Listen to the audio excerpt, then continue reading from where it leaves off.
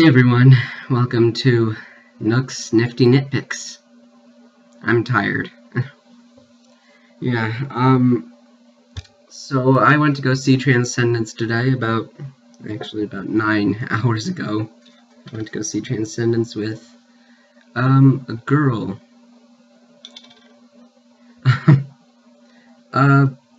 She'll remain anonymous for now, but we had actually a pretty good time going to see that film, and we went to Steak and Shake afterwards, Barnes & Noble, and then we went back to her house to go see a film better than Transcendence, Two Towers, Lord of the Rings, and so that was a fun date. But you're probably wondering, not about my personal life, but more about what I think about Transcendence, or better yet, why this video quality is so bad. Yeah, I lost the power cord for my camera. So that's probably why you haven't found any recent reviews of, well, I lost it kind of after I did the Noah review, so. Anyway, let's talk about Transcendence. It was boring. Yeah, the thing about the film was, it was not that bad. It's in fact a good film. But it's pretty bland, kind of. A bit cliche at times. Like, really cliche. There were some good parts, like, Rebecca Hall in the film is surprisingly moving and a really good actress in the film. And really, she's the star of the film. Johnny Depp is just Hal in the film. Like, while Rebecca Hall is Dave, Johnny Depp is Hal, and so Johnny Depp's not really the main actor of the film, but of course, star power. And still, I couldn't understand anything Johnny Depp said in this film. That's the thing about Johnny Depp. He's a good actor. It's just none of his roles. Like, I can never understand anything he says in his roles. Like, even in Edward Scissorhands, where he's not doing the Jack Sparrow voice like this, he's still doing a voice like, "I'm not sheep." It's just he has this, like, weird way of talking. Like, when he's doing a role, like I've seen clips of Ed Wood, and he sounds actually clear in that voice. And like but even Willy Wonka, he's using Ed Wood voice, and he doesn't make any sense. But that is what cannibals, or no wait, what's the line goes like? But that is cannibalism, my dear children, and that is frowned upon in most societies.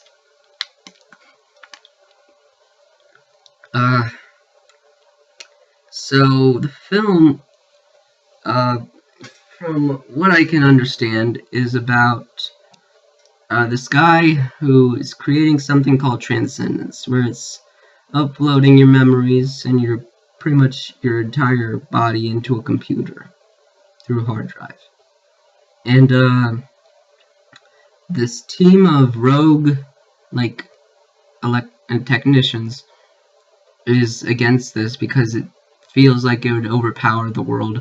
So a person assassinates him, and the scene feels like, the assassination scene feels a lot like the scene from Batman Begins, where the guy who shot Bruce Wayne's parents gets assassinated a lot. Well, I also got reminded of The Great Gatsby because of how the assassin kills himself afterwards. Like, aren't we all slaves? It doesn't show it. I can still see me in the mirror, whatever. Yeah, the film, so he gets shot with a poison bullet. Yeah, I should probably talk about the director, though, since I brought Batman Begins. The director of this film is, Wally Pfister, however you pronounce his name, who is the cinematographer for a number of Christopher Nolan movies, and Christopher Nolan's the executive producer. Now, after Man of Steel, I would say that might be bad, but I haven't actually seen Man of Steel, so I can take that as a good thing, I guess. Yeah. Brad Jones has influenced me enough to hate Man of Steel without seeing it. Flame wars in the comments. So anyway, and it feels a lot like the cinematography in the film feels like Wally Pfister made it. It has a lot of the cinematography you'd see in Batman Begins, not like the Dark Knight, more like the Batman Begins, Christopher Nolan. I'm not really much of a fan of Batman Begins. It's a good movie. It's better than Transcendence. It's weird how I mention films, but I always say that they're better than Transcendence. It's because this movie is kind of boring. Johnny Depp doesn't bring much charisma to this role. It's like I was looking forward to seeing this movie, but I couldn't really put my finger on it. Why? It's like I just wanted to really see a movie called Transcendence that had Johnny Depp in it and was directed by cinematographer of Christopher Nolan movies. Though it also felt a lot like Batman Begins because it has a lot of the same actors, Morgan Freeman and weird-looking Cillian Murphy. Speaking of which, since I was watching Two Towers after that, so I noticed a lot in that scene where Gollum is looking at Frodo after beating the fish. I'm just looking at him. I noticed how much Smeagol's face looked a lot like Cillian Murphy. Because, no, seriously, Smeagol looks a lot like Cillian Murphy. It's not like I hate Cillian Murphy. He seems to be a decent enough actor to be in a lot of Christopher Nolan movies, but his face just rubs me the wrong way. Rebecca Hall looked beautiful, though.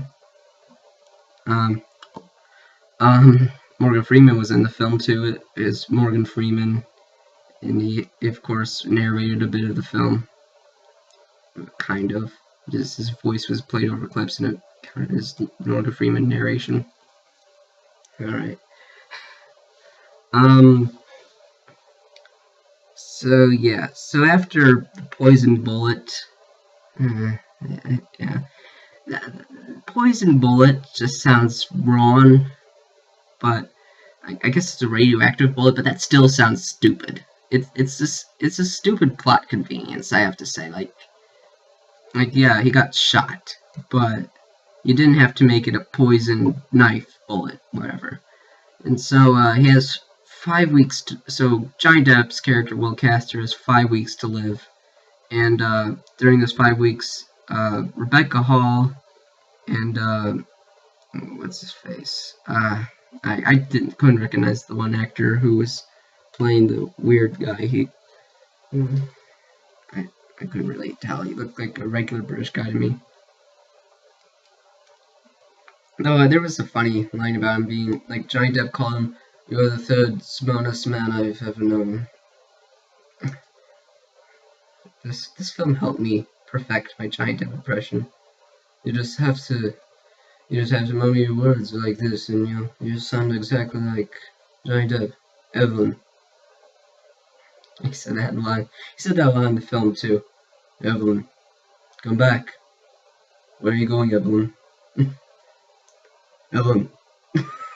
He just kept saying that word constantly when he's okay. Anyway, then upload him to the computer. They feel like they haven't at first because it's like, okay, we're just gonna go. But then the computer starts saying, "Is anybody there?" Or something like that. I'm not making even any jokes on the plot, really, because this film was not much for me. The most interesting parts were the Rebecca Hall parts. Because Rebecca Hall was really good in the film. Just really, really good. I said that last time with Jennifer Connelly and Noah, but actually, Rebecca Hall was even better than Jennifer Connelly was in Noah. but even I would say, like, this film does, like, Lone Ranger probably deserves at least some recognition from the Oscars more than this film, but if this was nominated for an Oscar, give it to Rebecca Hall for Best Actress. Like, she's not even Best Supporting Actress, she's Best Actress. Yes, that's what she was in this film. She was the main actress. Like George Clooney in Gravity, that was what Johnny Depp was, except Johnny Depp had more screen time, and it was more obvious that he wasn't actually in the room. Fans of Gravity get that joke.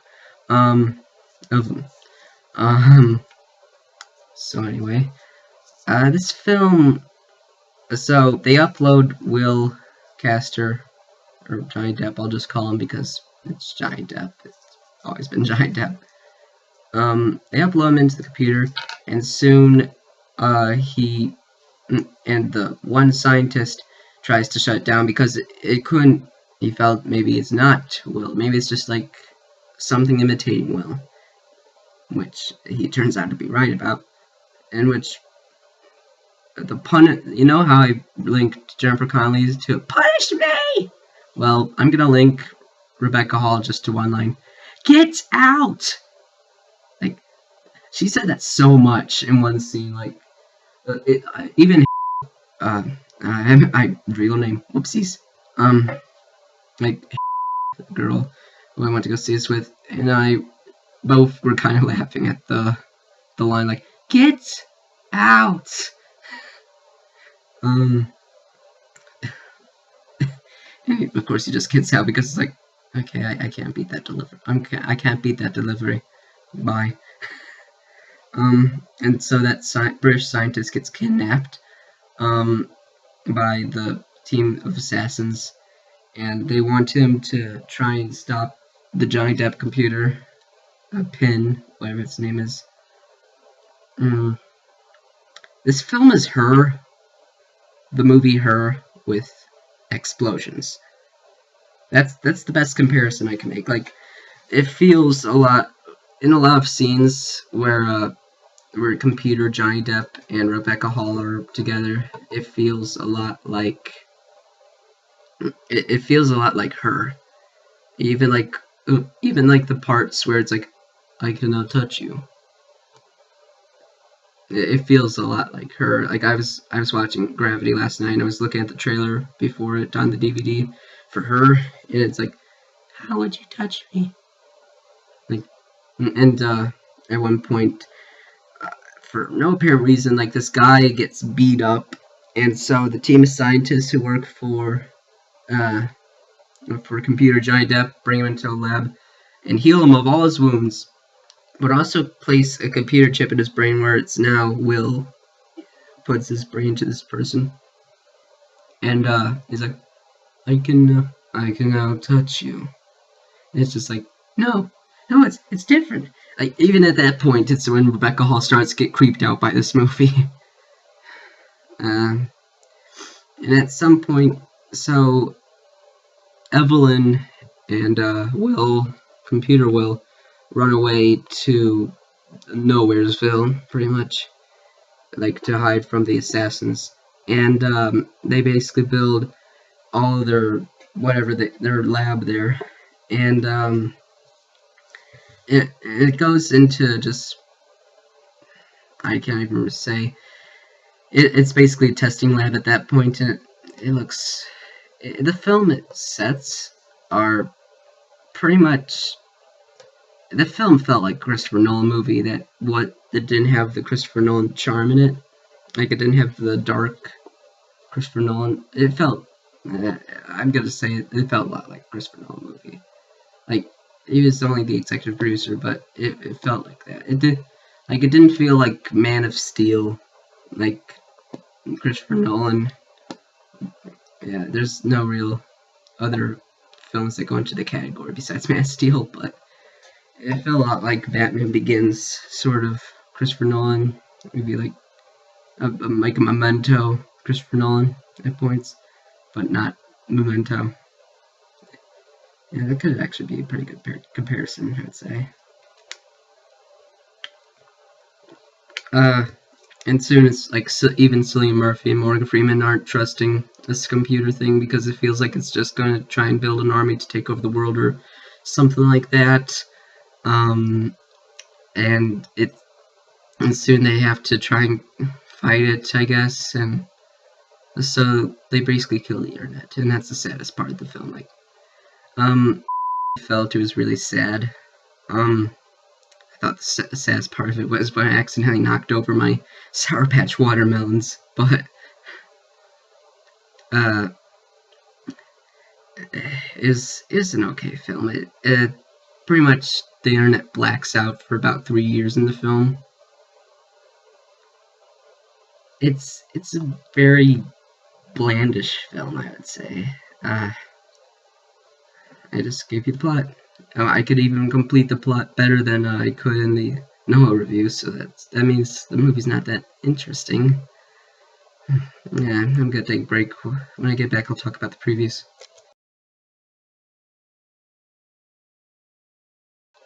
Okay, apparently Priest was the British guy in this film. Yeah. Max Waters was played by Paul Bettany of Priest fame.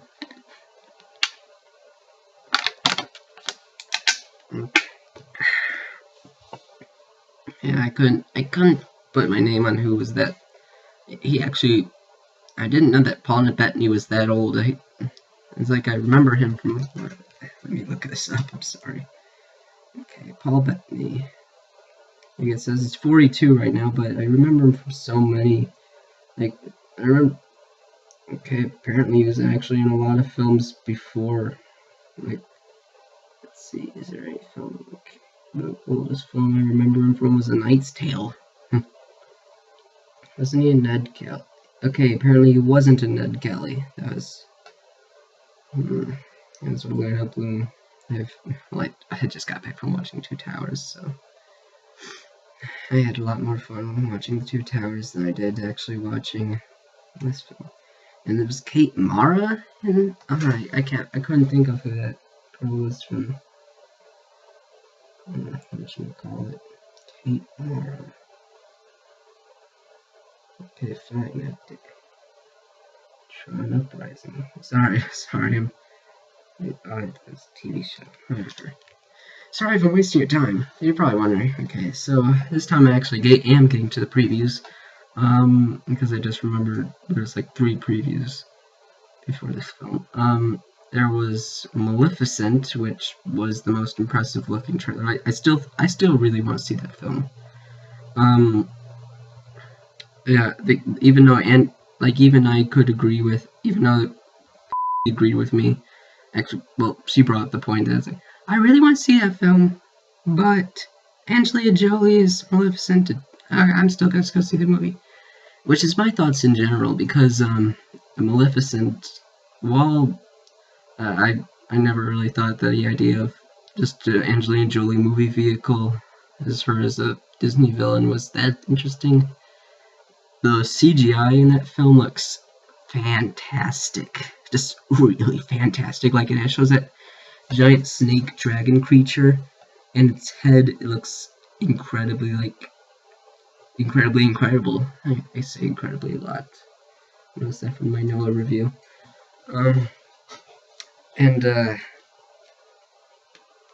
So the other trailers we saw were Jupiter Ascending, which looks like it's gonna be a hard to look at film. Like, there's so much going on the screen at once that it just looks like you're staring at something just to pass the time.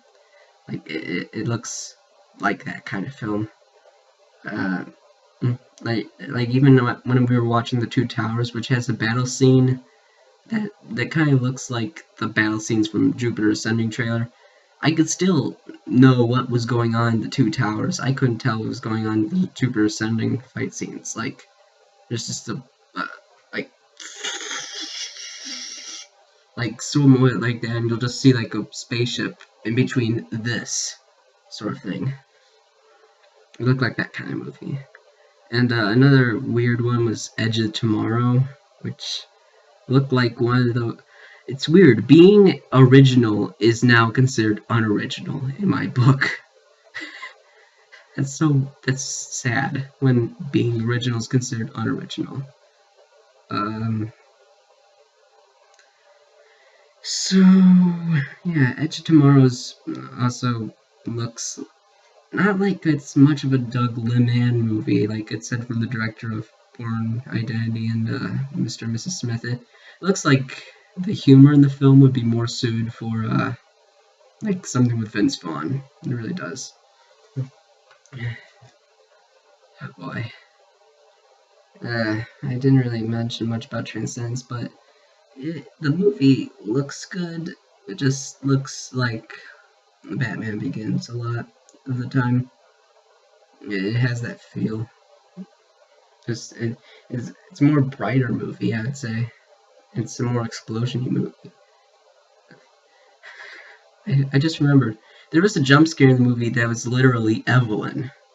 Like we were looking at something, Rebecca Hall was looking at something like on a computer screen. Then out of the nowhere, just you could hear Johnny Depp going, "Evelyn." And it's like it blasts through the speakers, and you know, just like. I think I was like even putting this line back here and just like, oh. No, I went for my ears because this movie was very loud, like really, really loud. I'm one of those people who just plugs their ears a lot of the time, or prepares themselves to plug their ears during films where I keep thinking there's gonna be a jump scare explosion. Yeah. This film was an okay film. It's not that great, but it's something. It's a time. It's like if you want to pass time. It has a lot going for it, but it's not. I wouldn't say I was disappointed. It kind of it felt like it wasn't what I was expecting to get, but at the same time, I wasn't expecting it to be great, but still a fun movie to watch. But it wasn't that interesting. Like I could it was a mysterious plot. They didn't mention much about the plot of the film on IMDb, so I didn't really know what to expect from it. And for one thing, the critics' reviews of the film, I think yesterday I checked, it was at 38, and now it's at like 43. And like even before like the film was released, like the original user score on IMDb was like 8.1. Now it's at like 6.6, which isn't that good. So I'm just kind of tired. Since I've already spent the whole day just like out and about. Yeah, it's gonna be a shorter review than I thought.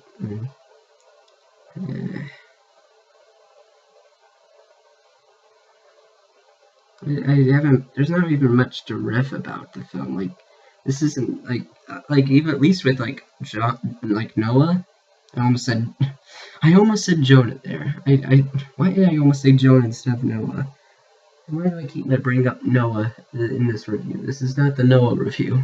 But yeah, even with like a film like Noah, which is a very good film, it's like a 10 out of 10 for me. I could still make fun of the film. Like it was like even with like something like The Two Towers, which I just got back from watching. I were just spending the entire movie riffing the film. Like even the credits were the best part of riffing the film. We just like we were just pointing out the weird names of it, and I just sarcastically said, "But that's the strangest name of all, New Zealand."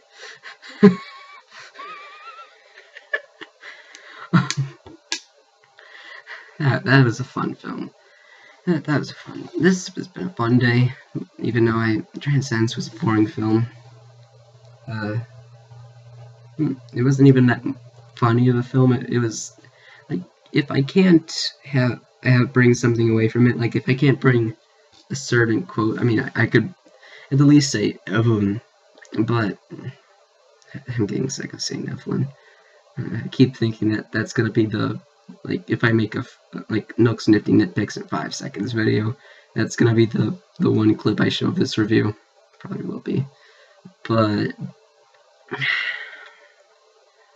yeah, it's, on a scale of 1 to 10, I give Transcendence a 7. It's not a bad film. It's definitely not a bad film. It's just a very, it has a lot going for it, but most of the time it fails to conquer what it has going for it. I will say this: if you're a fan of Johnny Depp, I actually can't say if you'll like it if you're a Johnny Depp fan. Like, sorry, I got cold. Like, if you're a Johnny Depp fangirl, you won't like this film very much, because he's not in the film very much. He's like at the beginning of the film, and then he dies of radiation poisoning, and then he's momentarily, you can hear his voice a lot in the film. He's not the star of the film. He's not at all the star of the film. He just happens to be a big star who managed to, it's like, at least with something with him in it, it always has him be like the lead actor. Like, and he actually is the lead actor. But in a film like this, he's not. You can't even tell if he's the hero or the villain of the film. When I can't tell if the main star of the film is the hero or the villain, it gets confusing.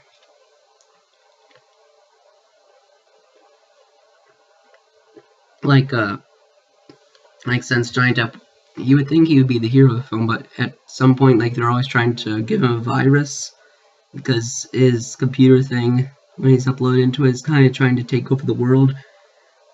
And, but they never implied that he was the villain, and it's more Rebecca Hall's movie, because she was kind of stupid in this film. I mean, she gave a really good performance, like, an Oscar-worthy performance, but she was still really stupid. Like, just because of her love for her husband, she pretty much, it all could have been prevented if she didn't tell Paul Bettany just get out and not kill her husband, and now she has to deal with being in love with Hal.